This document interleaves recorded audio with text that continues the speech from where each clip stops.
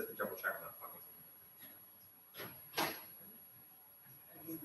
Okay, so in terms of getting it set up, so when Eunice wants to do that, basically just put them and then it's good.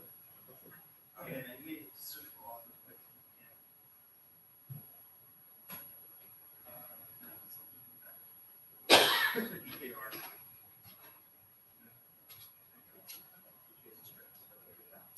We're still missing a couple of people, so we're gonna wait another minute or two.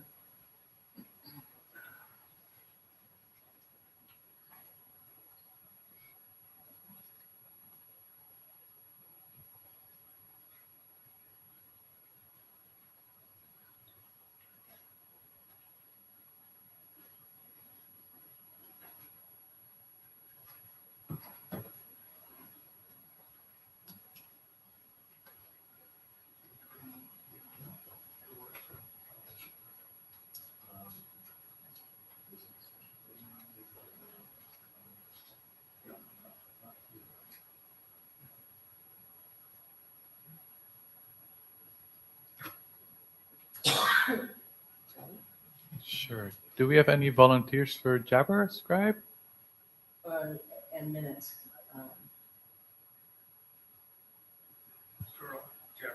Okay, we really need somebody for minutes. This is a great way to contribute to the work of the IETF. We're going to have, I think, fairly contentful discussions today, so it would be extremely helpful if somebody would step up and volunteer. I can do minutes. Okay, thank you. Awesome. All right, we're gonna get started. I assume I'm audible. As you know, this should be familiar by now. This is the note well that guidelines for basically IPR around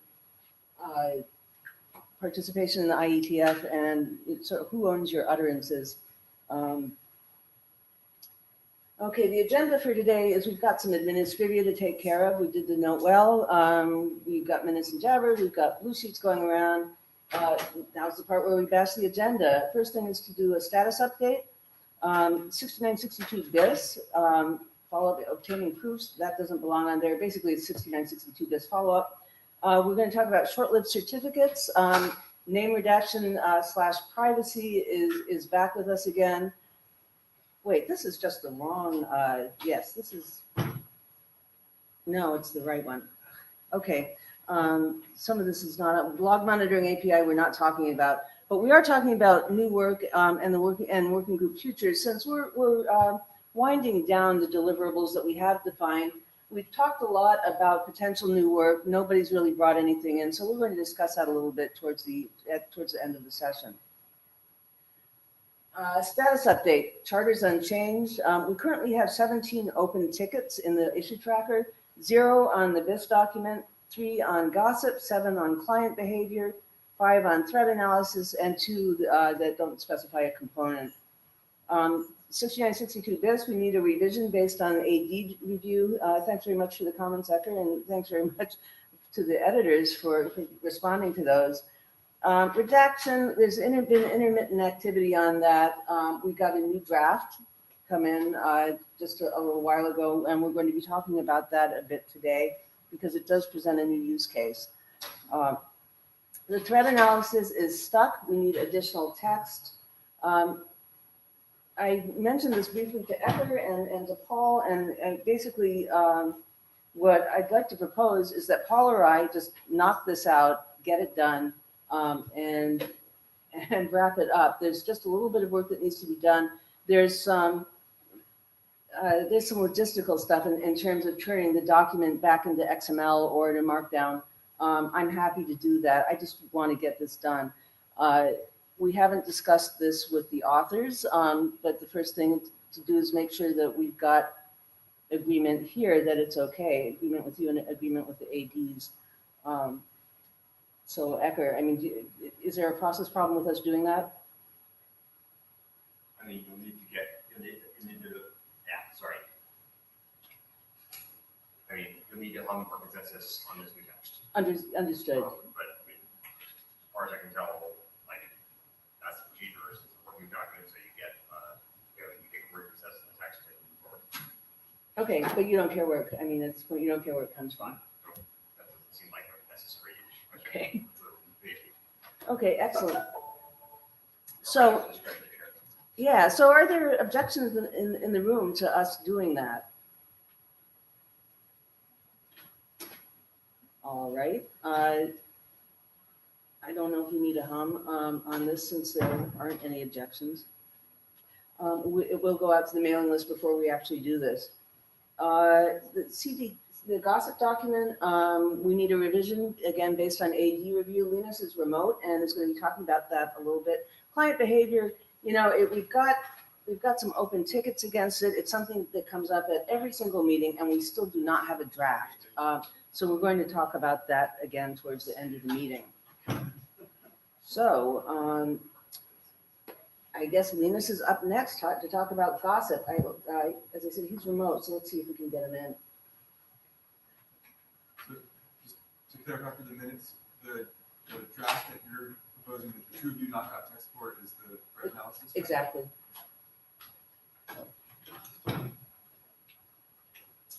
And I think actually it's more of a text removal than a text addition, but That's But- kind of yeah, knocking so- out the text. Yeah. So I think Linus has to request, he has to join the queue. Is he there? he was. I mean, he's in the queue. Is he on Jabber?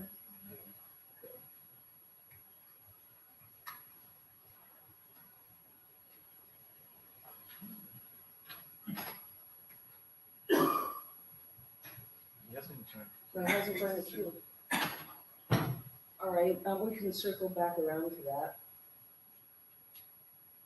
He's just talking, so. He said he joined the queue. All right, it's not showing up on the, there's no participants in the queue. Let's see. Okay, are you there?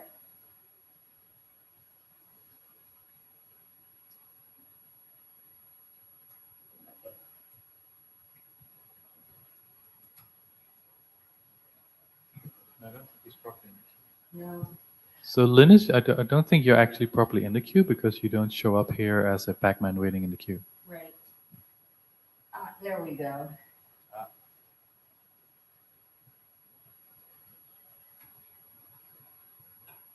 Okay, Should I be talking more? no, you're good. Let's, Oh. okay. Yeah, you've got the floor. Perfect. Thank you. Yeah, I found the hand and I pressed it, and now I'm supposedly talking to you. Great. So this is the history. This has been running since late 2014 actually, and early 2015 it got into the state where we are today. And this is the previous version of the slides, but I can probably use that as well. Let me see. I think you uploaded the more recent version, Paul. Can you find it? It's in the meeting materials. Yeah, it's uploaded. I don't have it on my laptop. Okay, never mind. It's not a big of a difference. So let me find the one that there. Okay, I just wanted to mention on this slide that we have the basic idea of gossip as defined by this draft is three separate mechanisms. One is called SCT feedback for sending SCTs back to originating HTTPS server, which can then send it further after removing, identifying components of the data sent to an auditor. So this is for sharing SCTs with an auditor. And the next mechanism would be STH pollination, which is meant for sharing STHs to other clients, basically to other HTTPS clients, which in turn will share it with auditors in some, for now, unspecified way. But the idea is to share STHs with other parts of the ecosystem to be able to find out about a log that is doing some sort of splitting attack.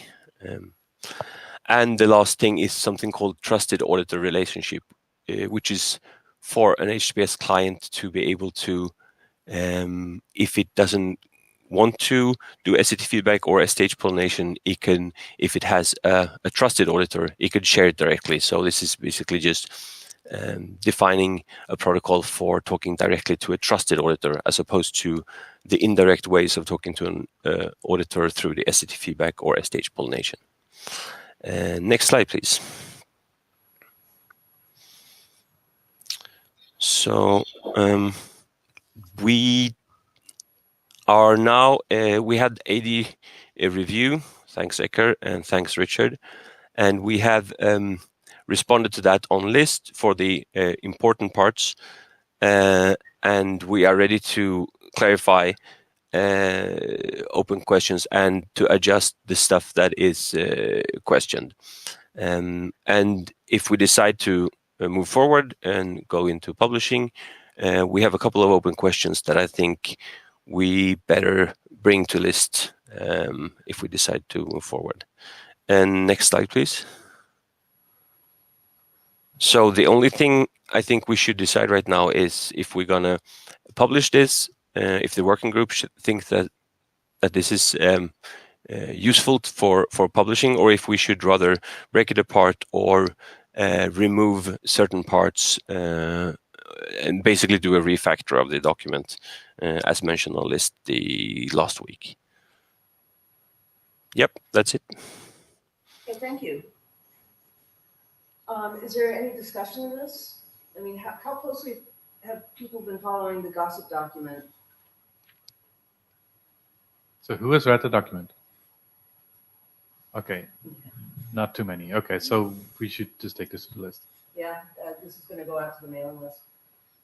Do you have any comments after on this? Beyond what's been already Beyond done? what I said, no. Yeah. We Okay. haven't heard it yet. Okay. Apparently, he's in, actually should be fair, I don't know.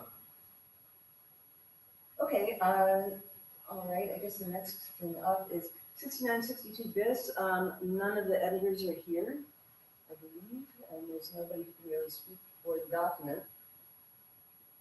Oh, unless somebody pops up, but I don't see anybody. Okay. I mean, I guess I went through, I did that. Everybody else needed a microphone, I went through all of them. I'm not sure if it's working either. There we go. Yeah, so I went through the revised version. Not on? Let's see if that-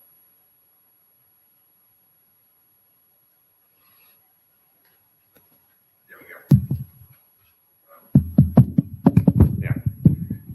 Yeah, so I went through the revised document. It seems like most of the things I've identified were addressed. There are a few more things that I think aren't quite right, but seem like relatively straightforward. So I anticipate that I should be able to respond to it relatively quickly, at which point I can start moving forward in the process. Okay, excellent. Thank you.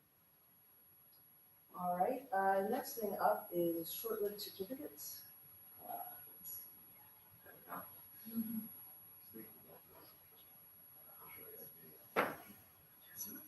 I think yours, you've got this here.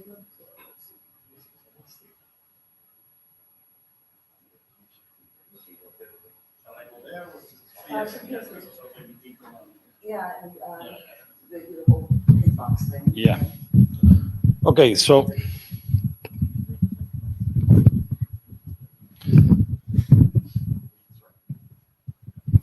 whatever. So the idea is to draw the attention of this group to the how to cope with short-lived certificates. That would imply, and this is would imply some, I mean, not changes, so some additional stress on the current practices and the SCTs, etc. The rough estimate, thinking that well, we will around issue certificates that would live for 24 hours, and that the average certificate that, for example, Let's Encrypt is issuing is 90 days, yes. That would be multiply this by 100, the number of entries and the, well, that would imply if there is some additional stress, but would imply some changes or would require some changes in the structure, the implementation, the pruning, etc. The point is that there is not completely sure that is a real problem. There is some, there was a message from him saying that, well, that should not be a problem. Simply, it's a matter of numbers, and that would be doable. But probably, well, there are other ideas that it could, and this is something that we should just to consider. Let me say, this is just the problem statement. It's not that they are coming with any solution. Next one, please. So there is a proposal from a paper in which Aaron is one of the authors, a general proposal that is about whenever there is a CA that is issuing short-lived certificates, and instead of using the an SCT with the entry of the certificate, is to put a Mercury root there and make a reference to another one, which is if you think about that, is a little bit aligned with the old saying of the additional level of indirection to solve any problem. And this, in theory, can be there is no limit. You can have this referring, and in theory, someone could make another reference to another tree root. The point is, this is a proposal from a paper, a research paper, and we are not sure whether anyone has implemented this or has plans to implement this. I'm not here to answer your question. So I'm just trying to make sure I understand what this proposal is. So You mean this one? yeah, Okay. unless you don't really want to talk about this proposal. I'm not sure what the proposal is, but essentially, it's this text is coming Sure. coming directly from the paper. Because I don't actually see how this solves the problem. Because the typical reason you want, I mean, well, it depends on what you're doing, right? But if you're gonna, is this the idea that the CA is going to withhold the certificate somehow? Because my point is that if you give all the certificates to the user at once, then you know that doesn't work, because the compromise of the key is the same impact, right? And misissuance is the same impact. No, well, the idea, I don't know. In the general case of the short-lived certificates, it's not to deliver all the certificates at once. So, yes. But you can't form the Merkle hash tree unless you have them all, right? So what I understood was one of the use cases was that you get a number of certificates, say one certificate per day, with a different public key, and so you can switch identities to prevent tracking.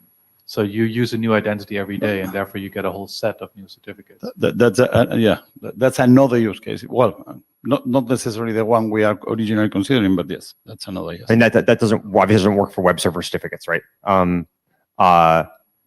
I guess so. I guess I'm skeptical this is a real problem for several reasons. The first is that with the current state of clocks, there's no way we're going to anywhere near a day. We're lucky to get a week.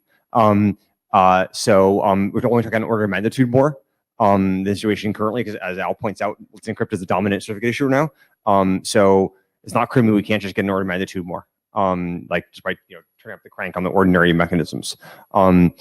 This, as I say, it's not clear to me this solves the problem that you'd be interested in.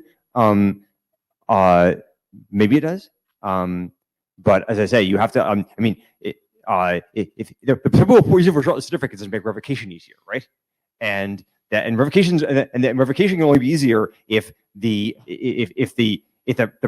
person to whom the certificate is misissued or compromised can't just roll the certificates day by day. So if I have 90 certificates in the Merkle tree, then it's not going to work, right? So maybe I'm going to hold them and hand them out one day at a time. I don't know, but it's only part of a system. It sounds like. No, and you're right. This is let me say this is something that could be a generic solution. It's not that by far even is not even the solution we are proposing, because it's something that we found. This is actually the intent of this work was not to solve the short-lived certificate problem. It's to provide a privacy mechanism, right? So the work is actually focused on something else and does not address short-lived certificates. It may be that it's useful for that. But yeah, this was a different problem. In fact, if you look at the original paper, has sort of 8 or 10 pages, and this discussion is a couple of paragraphs. So it's apparently something that, well, by the way, we have thought about this as well, and here it is. So Well, let's move to the next one, which is, why I am here and why Thomas and I have prepared this is because we're interested in the STAR case. That's in particular, which is, STAR is an enactment extension to allow the a CA to issue a series of certificates, short-lived, associated with the same private key. It's not intended for tracking, for avoid tracking. And the idea is that in this extension for ACME, what you can do is precisely that the owner of the name can control and do something that we don't want to call revocation, but it has the same effect that is cancel the regular issuance of certificates by the CA. So in effect, the effect is like a revocation that takes at most the length of the first originally, well, the last issued certificate. So so that can be canceled at any moment, and the advantage is that, well, it removes the dependency of the revocation infrastructure and all the problems. Something that as well is important when discussing this on the list. Somebody pointed to the credential delegation in TLS. This cannot be only, I mean, it has delegation use cases, but it's not only for delegation. The idea is simply you generate a string of certificate associates, you get an automatic periodical renewal according to the long period that you have done, unless it's canceled by the name owner. So that's the STAR case. Next one, please. So when analyzing this, we believe that the STAR case is a little bit different because you can think of it as a single long-term certificate that is made as a collection of these short-lived certificates. It's not that we are changing keys at any moment. And in principle, again, it could be possible, or what our claim is that we could think that it could be treated as a single entity, a single SCT associated with it. For example, there is another email from Iran on the trans list about this, analyzing and requesting that and saying that some changes to the current RFCs would be necessary because it's not exactly when we are claiming here, it would not be exactly what they say there.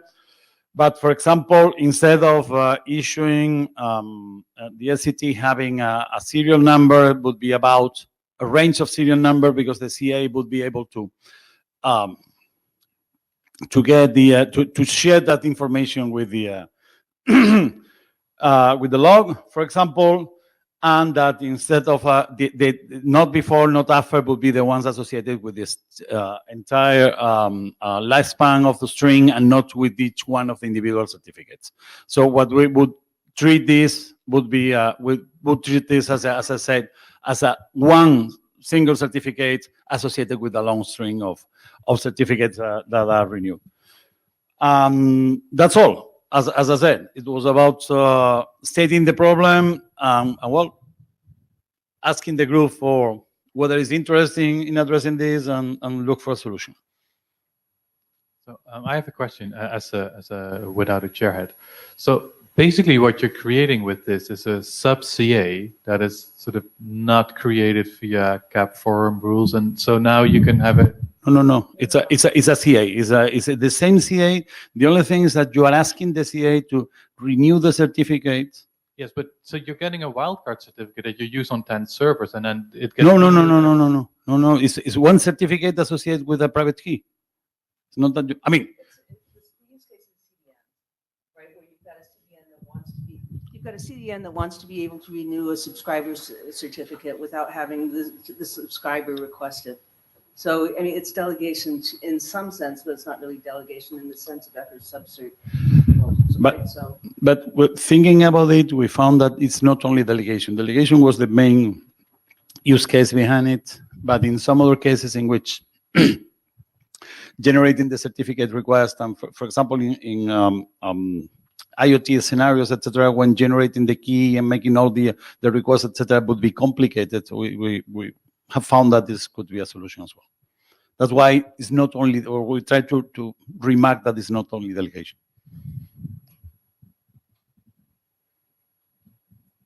Questions or comments? Are you going to the mic? I'm just going to take it out. I'm not lowering the mic. Hi, I'm Deb Cooley. I'm from NSA. So can we walk through a scenario to make it clearer? Through a example. Can we through walk an through an example of this? A of star this? example. Yeah. So let's say you want a certificate or a series of certificates that last 6 months. Yeah. And so you contract with a CA and say, I want a cert every 2 weeks. No, every day, why not? Every day, Yeah. whatever you want, right? So, okay. And I want to use the same key for the entire 6-month time frame. Yep. Okay. Same name, same SAN, same private key, same public key. Yep. So the only thing that changes is And serial number. And the serial number. so the serial number changes, the dates change, and obviously the signature changes. Okay, so in the CAB forum rules, you have to have random signatures, right? I mean, random serial numbers, right? Quasi random? No, 40 bytes of randomness. Where that's increasing, right? No, they don't, which is, we have an issue with. Other octets. You can have other things in there that are not random. Okay, but this whole deal about a range of serial numbers is kind of like an issue, right? No, I mean, no. Hold on, well, sorry. No, go for it. Okay. No, I mean, I could hand him. this, you having, yeah.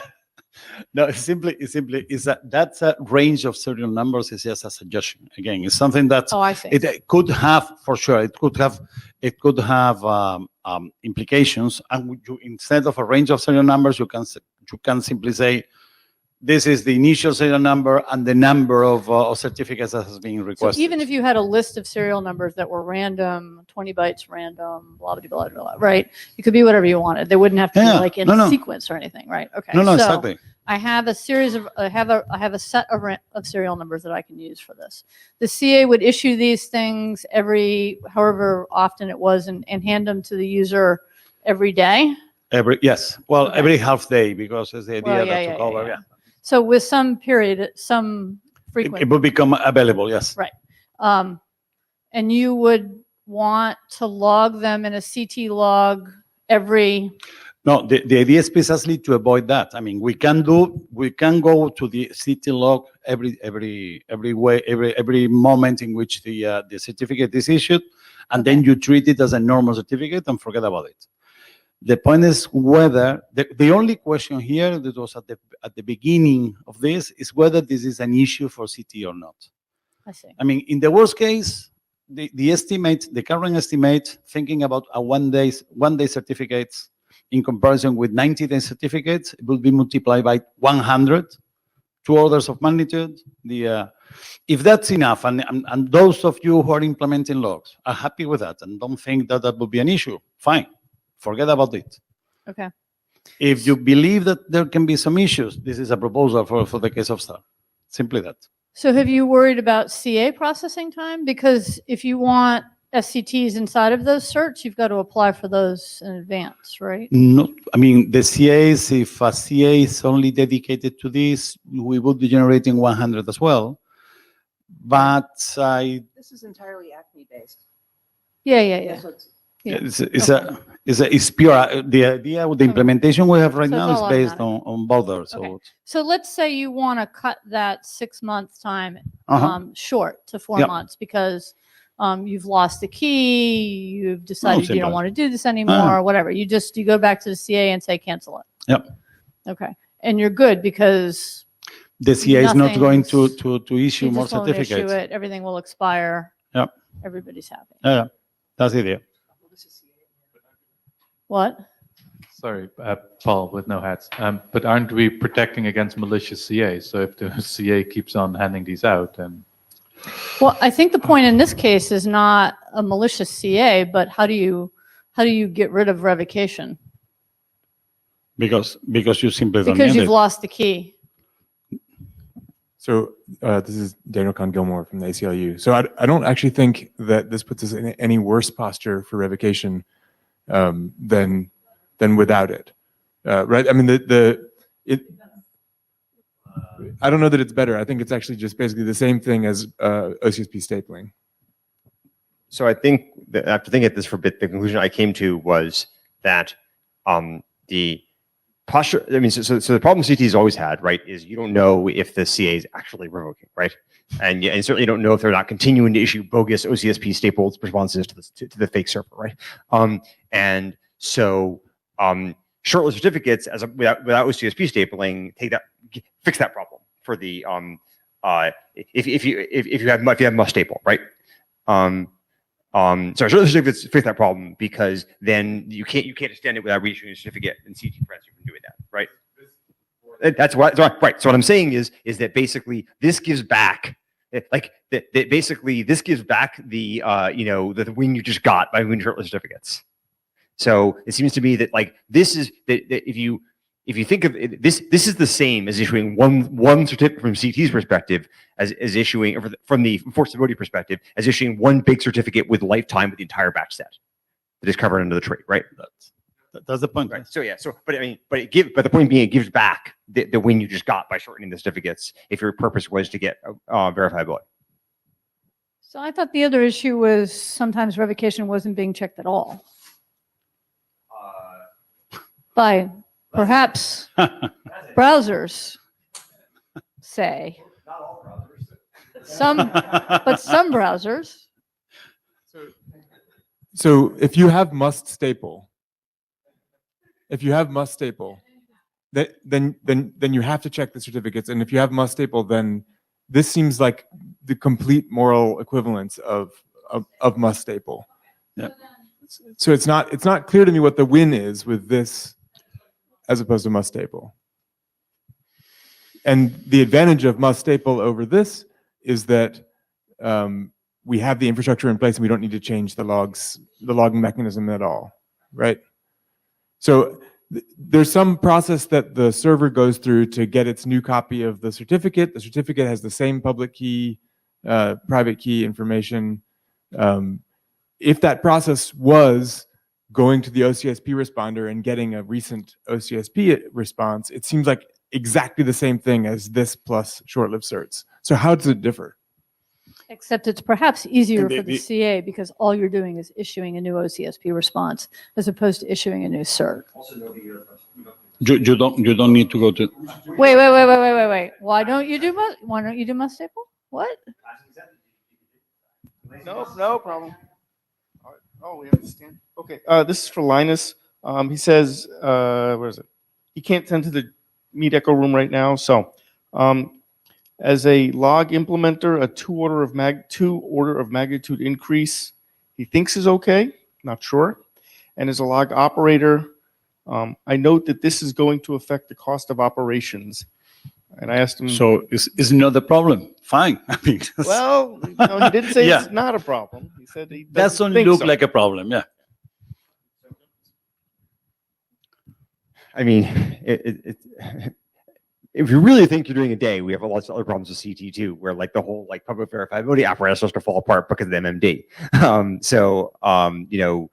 Like I guess I think the more plausible scenario is that we have certificates that are now issued with lifetimes that are commensurate with the current OCSP stapling lifetimes, which is say 1 to 2 weeks. And that seems clearly within the capabilities of the logs to jack up by a factor of 7 to 10. So I guess I don't think this is I don't think there's a problem we need to solve today. At some point, maybe we'll be on like millisecond level certificates, then we have to worry about it. But I don't think that's a problem we solve today. Because, like I say, I mean, it's not safe. It's currently not safe to issue certificates with lifetimes substantially like shorter, like what a week, David? Would you say? What would you say like the shortest certificate you'd be willing to think about issuing would be like a week or two? Yeah, the Facebook data shows it's pretty bad when they talked about TLS, that people were like routinely out by a day. Yeah. Okay, so I guess the question is where that leaves us, and it sounds like we don't have enough information or enough agreement that this is something that we need to work on here. Sorry, I just wanted to add one additional thought about who might be paying the costs for increased size of logs. It's not just the log operators, it's also anyone who's auditing, which becomes significantly more expensive to trawl through the entire log for the data that you're interested in bandwidth as well as in. I was going to say, one of the advantages of this particular data structure is that lookups are very cheap, right? So. Right, because the log itself only contains the head node, the root node. You mean if we go with this proposal? Yeah. Sure. This proposal or OCSP must staple don't change the size of the logs, right? But if we do change the size of the logs, it's Actually, you still audit this. You still audit this to be sure that hiding that tree isn't some. That's what I'm saying. So if we don't do this thing and we ramp up the frequency of certificate issuance, the size of the log goes up, and also the amount of bandwidth that someone who trawls the whole log looking for their stuff is going to go up by the same factor. So that's a significant factor that's beyond just the cost of the log operator. Well, I mean, this is now like way out of scope, but it seems like the center which we're at that we should be thinking of data structure, which made it easier to find individual names inside the tree. Yes, right. VRF or something like that, right? Actually, you only need. Exactly. Yeah, it's true. I'm thinking KT is the opposite, right? But you store. Yeah, you store. It's like NSEC 5, right? Proof of exclusion. Yeah. Yeah, the number. Yeah. Yeah. Well, it sounds like there's a lot of interest in short-lived certificates anyway, and there's a list of problems associated with that. And I think you're having sort of a side meeting this week to. You want to talk about that a little bit? Yeah. Just to mention it, Thursday evening at 6, I'm having sort of meeting. I'll send a message to this list and SUG, because I only sent to the 100 attendees, about the operational and security considerations of using short-term certificates, or more likely for giving up on revocation checking, not revocation. So, and this is one of the things that we're going to mention, but not a lot because we're talking about it here. And there are other issues such as with clocks and stuff like that. So, so there are now with my ACME chair on. So yes, there is this draft in ACME. There's candidate draft in STEERS. There's interest all around for using short certificate. A lot of that is not the web. A lot of that is some closed environment that has multiple nodes, and they're all using certificates. And in that case, there probably isn't a log anywhere around. And in that case, this doesn't matter. But some of these places do have logs, and some of it is the web. So there might be an intersection between short-term certificates and the web and the logs. Okay, I did take a quick look at your draft, and the CT section is TBD, so there's an opportunity here for interested parties to provide input. Okay. Okay, I mean, we'll mention to the mailing list that this discussion happened. As I said, it doesn't sound like there's a place to go here yet, and we need to understand the problem better. All right, well, thank you. Okay, thank you. Okay, next up is name redaction.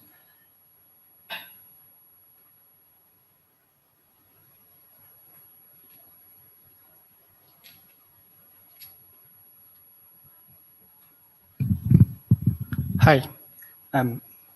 Okay. About name redaction stuff. Sorry. So far. Yeah, no, it's done. Yeah, it's about it's about name redaction, which was presented by draft strat trans name redaction stuff 01. Name redaction was taken out of 696 base document at IETF 97, and that draft was expired on July of this year. And discussion was those draft discussion was focusing on privacy stuff.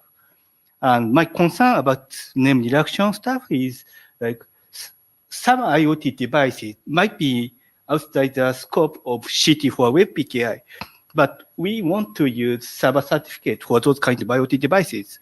And I'm explaining next slide, but we should have interoperability with non-web like PKI certificate, web PKI certificate, I think.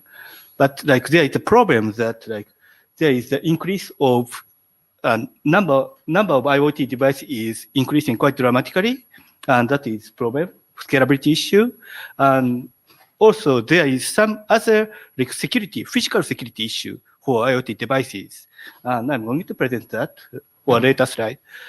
So far, for my opinion, like that draft strat trans reduction 01 seems to be fine in terms of mechanism.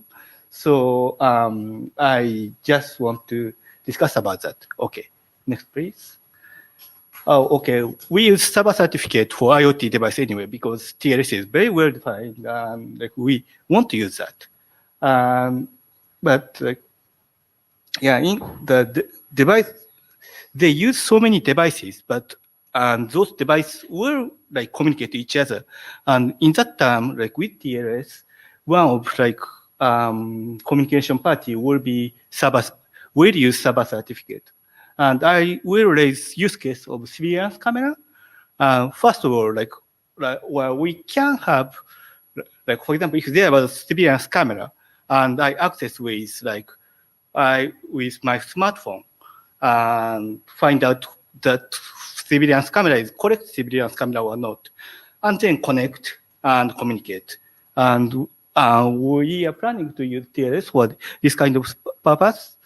And since like we don't want some surveillance system for surveillance camera, like we are thinking about to use TLS, and because we use consumer device like smartphone or whatever, we are planning to we want to tie to public root certificate authority, and we are thinking about over the air certificate update or something. For example, if you pay like every monthly payment, then certificate will be renewal or something like that. Next, please. And also to to identify, like for example, surveillance camera physically, like some information is very useful. For example, like geo information and model or like devices or lot number of product or whatever. So if, like for example, if there is a camera and that have a like room number and building number on that certificate, we can like identify certificate.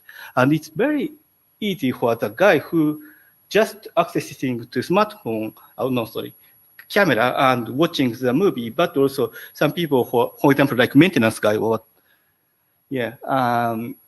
For that kind of like information, we want like put those information into the certificate to manage the IoT device easier.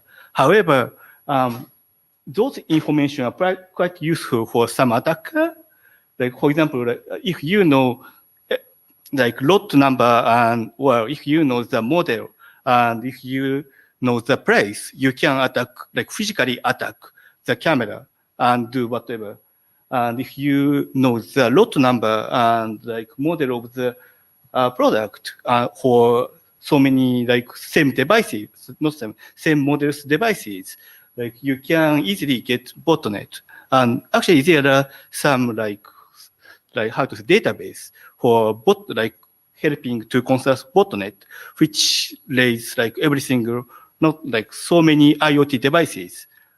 Hiding those like information is, well, like Ryan from Google said, security through obscurity, but like it's, I think, part of like security. It's a bit different for like information. It might be different for information security view, but it's physical security view. Like for those, like if we log every single certificate to log server, attack surface may increase with CT, and I think it's not a good idea in terms of scalability and security. Yeah. Next. So far, like in like draft trans name reduction one, like they laid three methods, like wildcard one and name constraint intermediate one and domain level reduction one. And it's quite very bad idea to use wildcard one for IoT devices because we need same key, right? And so basically I think it is good to use name constraint intermediate one, and that seems fit with my station, and use of domain level name reduction one. And for that one, may be able to, like, for example, even if the domain level, like part of domain level was like covered, service may be possible to identify service provider or device vendor without showing identity of device might be good. Yeah. My question was if it is enough to, like, in terms of the number of the mechanism, is it enough? For my use case, I'm wondering if there is any better use case. Yeah. Next please. So I just like write whatever. There are three methods. Well, like without deduction, technical constraint, name constraint intermediate stuff, and domain level reduction stuff.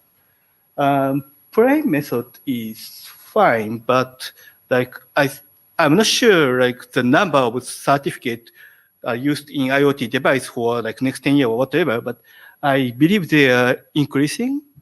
And for that, like, oh well, the certificate will logged onto the CT server, so like service provider or device vendor kind of cannot put those kind of important information, and then they need to build up some different trust framework or something like that. And for technical constraint one, it's good to, in terms of log server, not logs, in terms of server, in terms of the like burden, like computation power of the log server, but like you cannot detect misassurance, I guess. Yeah, and CA need to build name constraint intermediate CA, and it may have a lot of operation cost. And for domain level stuff, in my station, like it might be not that useful, but if, for example, if like monitor want to find out misassurance, but only want to see like company or service provider, like device vendor or service provider for recall stuff, so something like that, it might be useful, I think. But anyway, if those three methods are enough, no, not three, those two methods are enough for my station, I won't draft like that name deduction drag back with some consideration with security and scalability. If it have any better method, like I really appreciate that. Yeah. Any discussion? Well, if you're going to use redaction here, you're going to get a lot of entropy in the redacted part of the name, right? Yeah, yeah. So, I mean, typically the reason people want these names is because they actually want to be able to type them in, which means you want serial number dot domain name, and that's not really going to work if it's like serial number plus 160 bits of like random crap, which you're going to need. I mean, well, at least like 80, right? Because otherwise they'll just dictionary search the rest of the information out of the redacted labels. He wants to hide the LHS of the label, right? Yeah, but you can hide it without. I mean, you can completely hide it, like literally redact, not hash. The Strad has hash. Okay. Well, that I mean, I think the previous version just had a question mark. Right, Okay. It said this label is redacted. and this is what Semantic wanted to do as well. Hashing was response to some problems with the credential name conflicts and so on. But, so there are actually two different ways of treating this in the documents that we're talking about. This is DKG. I wanted to ask why you've got geo information as one. Yeah, on the certificate here. Yeah, it's not clear to me why you would need that to be in the certificate itself. Oh, it's not like necessary, but it's help like to management, like service providers management. And well, for example, if there is a camera and if I have a smartphone, I want to identify smartphone without connecting somewhere else and showing database. If that like camera show every single information to physically identify that camera, and if it were trusted, I trust and find out like identify camera without like communicating other external databases. If it were like totally random number or whatever, I need to communicate some external like each company's external. But couldn't the camera report its own geo information without it being in the certificate? What's stopping the camera from saying this is my location? Yeah. There are several ways to put like those information, but like for that, like, easiest way is putting certificate, like those information to certificate. So if you want, you sometime like sign by some root authority for vendor or whatever. But anyway, if I don't want to communicate external database, the easiest and how to say, like the simplest way is to put geo information on the certificate. So do you contemplate then with the domain label redaction column that the CAs that issue these certificates would actually put geographic information in the certificate? And if so, what requirements would they have to verify that location information before they put it in the certificate? Oh yeah, that's so true. Like, for geo information stuff, like I was thinking about to use name constraint intermediate, but yeah, actually it's true. Like for domain level reduction stuff, I think you need to communicate some, somewhere, yeah.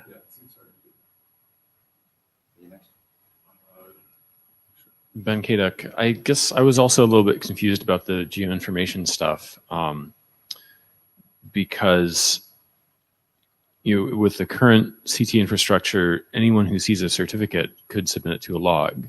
And so if the goal is to have the geoinformation in the certificate and keep it out of the log, wouldn't it require cooperation from all clients that saw the certificate? Like you would need some way of indicating, please do not log this.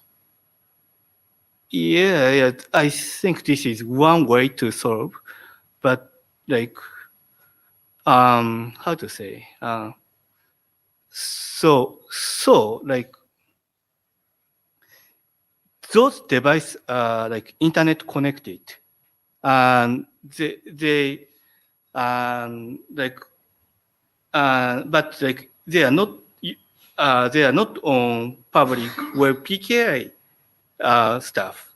And well, yeah, like if like they, because to protect like public PKI safe like trust framework, they need to have some other external system, and sometimes vendor doesn't like that. And anyway, they do that.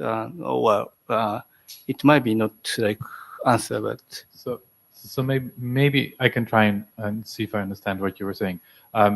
They used to be able to issue certificates and they wouldn't get logged publicly, and so they use this as a configuration management system for the user to identify. And now, because they do want them to be usable on a phone without installing a new CA, they run into the issue that they suddenly have to link to the public PKI, and therefore they have to be submitted in trans, and therefore now there's a problem.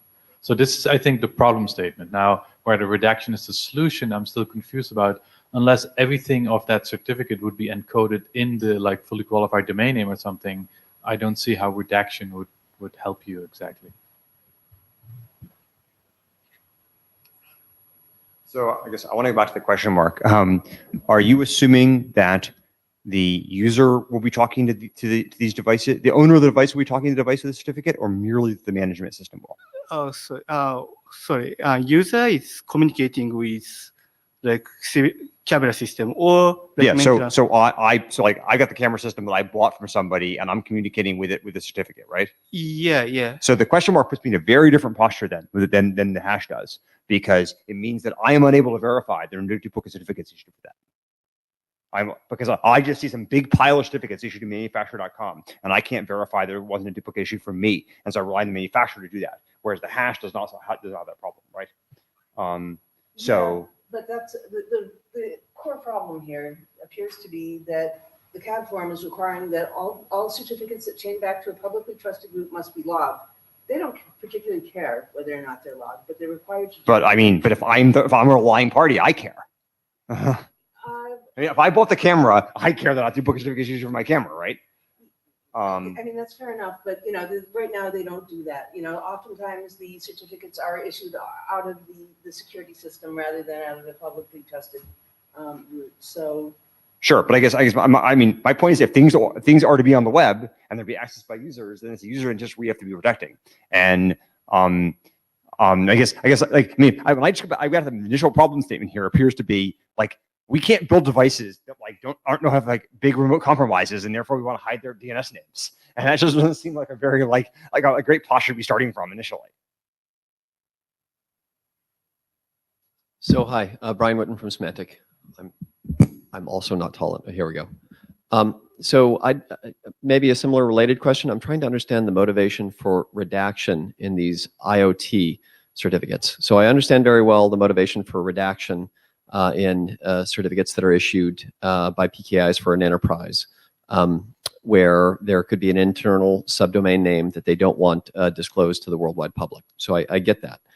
I also understand device certificates that could be used in things like Anima Brewski, as well as we've actually issued 2 billion of them for device certs to be recognized mostly under private CAs, and I understand tying those together under public CAs as well. But those are device certificates about characteristics of the device in terms of who made the device, where, when it was made, manufacturer, compliance certifications, things like that.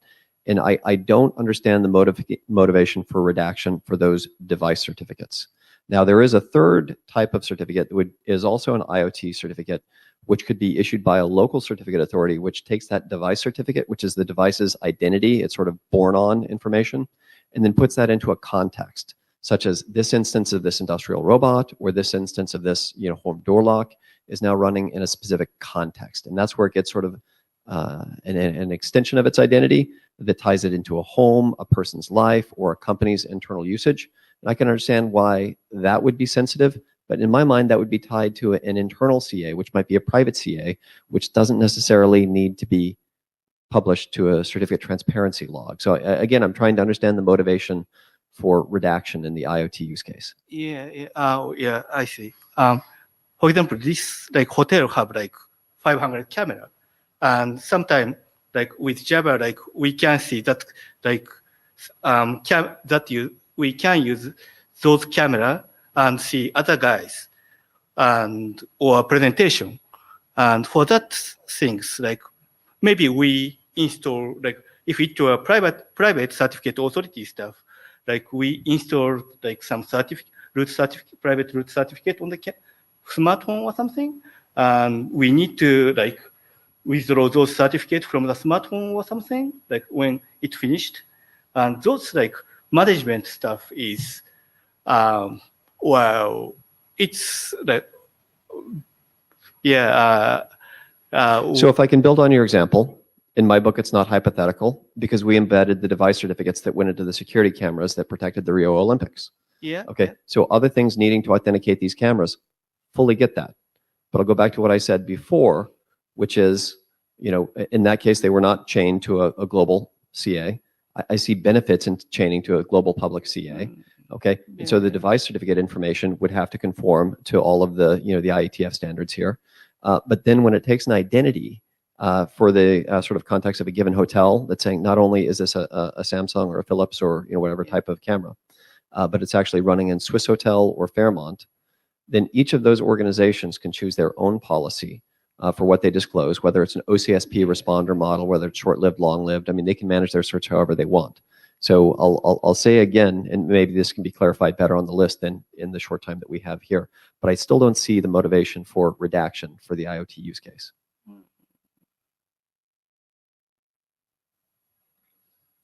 Hi, Ben Schwartz. I just want to draw a parallel here to a case that I've been dealing with, which looks very different but suffers from a similar problem.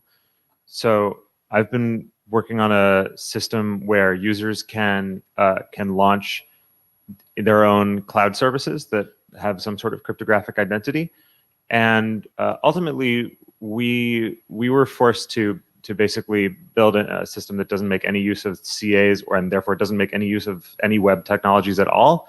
Because if we did, then the fully qualified domain name of every one of these user-launched services would be published in the CT logs, and our services are somewhat sensitive, and they could easily be victims of some sort of denial of service attack on the basis of that domain name. So because we can't prevent enumeration of those domain names, we can't use SSL at all.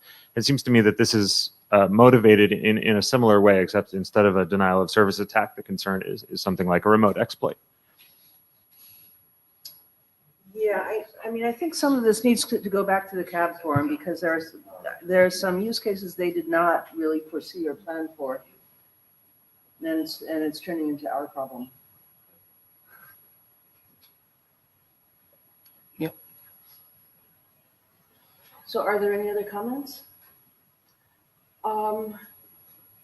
This is a topic that keeps coming up and keeps being quashed and then comes back again. And I think it would be useful to get a sense of the room of whether or not this is something that people feel ought to be worked on here.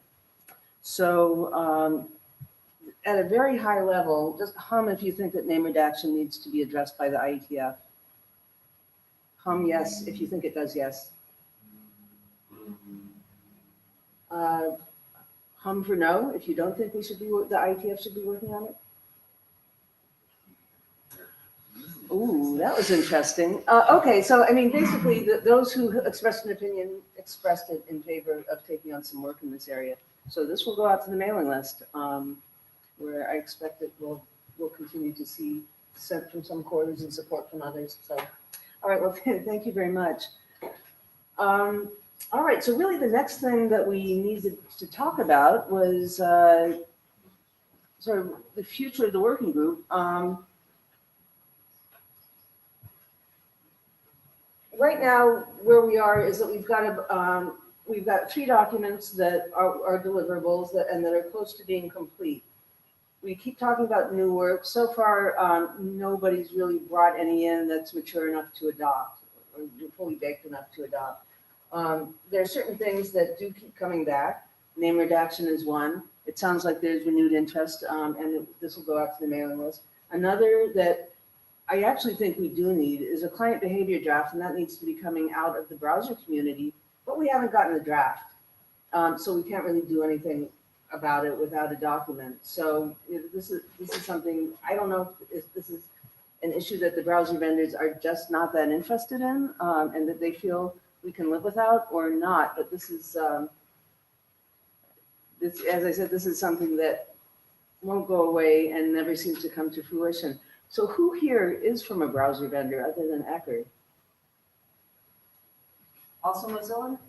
Google. Google, okay. Well, we're not the CC. We're not the CC folks though, so Okay. we're in a slightly different corner of the world. Okay. Unfortunately, the CC folks often seem to be here. All right, I guess this needs to go back to the mailing list as well. You know, we do need to just, you know, fish or cut bait. I guess that's the safest thing to, yeah. And the other are other applications that there's interest in logging. One is DNSSEC, the other is binaries and software distributions. And again, it sounds like you guys are going to be talking about DNSSEC over the next and days or weeks. The binary logging stuff, we haven't seen a real proposal other than what Mozilla is doing. So Mozilla is doing this piggyback thing, but Brian Ford wrote a note to the list about his co-authority stuff, which he'll be discussing at CFRG. Okay.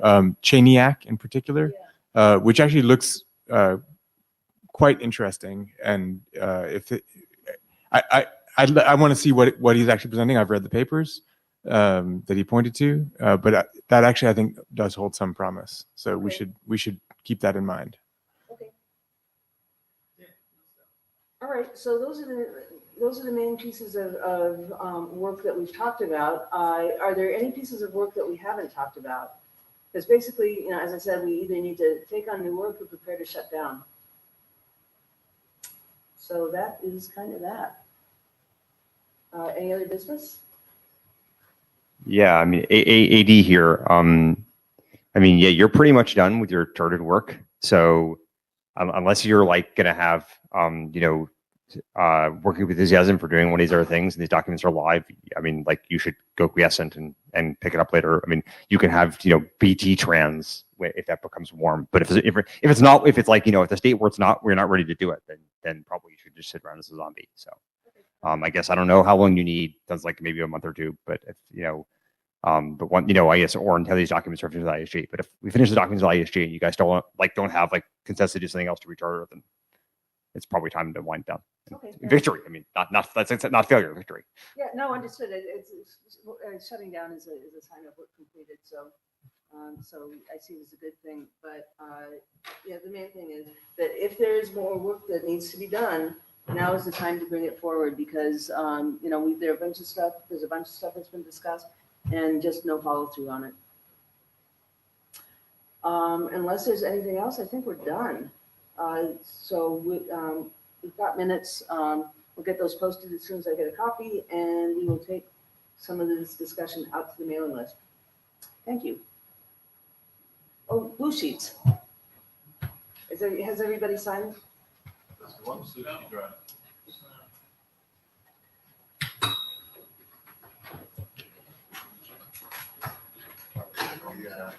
I'm sorry?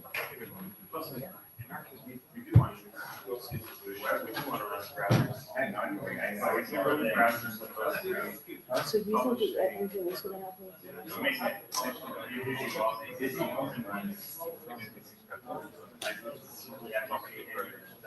Yeah. Oh, so you're going to I never go to those because I'm not very smart. I find it very stressful to be around humans.